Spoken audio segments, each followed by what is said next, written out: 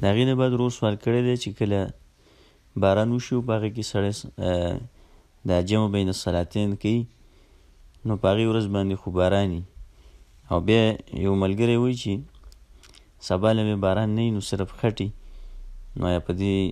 بله ورځ باندې چې صرف خټي په هغې ورځ باندې سړی جمع شي کولی او که نه او داسې چې دا خټې پرتي او سړی راتللی نه شي نو دوی به څه کوي. الجواب محترمه دا د الله سبحانه وتعالی یو رحمت دی په دې امت باندې او دا یو رخصت دی چې الله سبحانه وتعالی په دې کې بندګانو له ورکړی دی. هغه دوه مونځونه یو ځای کول او د هغې حکمت پېژندل دا څه وجې نه الله سبحانه وتعالی دغه اساني راوستې ده دې وجې نه چې دا امت په مشقت کې واقع نه شي او رسول صلی الله علیه وسلم داسې ډېر مونځونه کړي دي چې هغه دوه مونځونه یو ځای کړي دي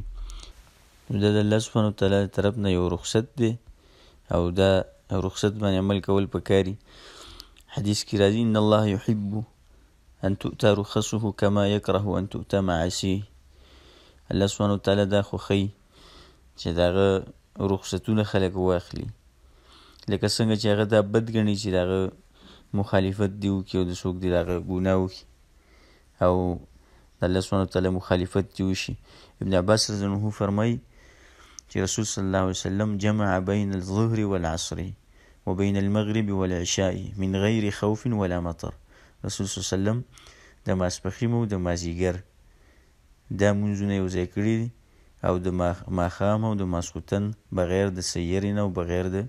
باران نه یعنې بغیر د سفر نه. نو ابن عباس رضی ته دا وویلی شو چې دا څنګه دا کار یې کړی دی نو هغه دا وویلی چې د امت په حرج کې واقع نه شي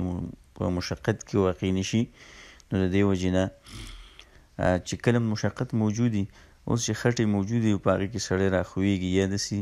اوبه را روانې په خوړونو کې بعضې علاقې داسې د غرونو چې هلته اوبه را روانې نو په دغه وخت کې خو عذر موجود شو که نه نو د څه حکمت د وجې نه او سره عذر د وجې نه چې دا مشروع شوی دی نو هغه هم موجود دی نو چې څو پورې سړی مسجد ته نشي راتللی او هغې ته تکلیف وي په راتللو کې نو دا بالکل شي کولی په دې کې هېڅ حرج نشته دی. هذا والله اعلم.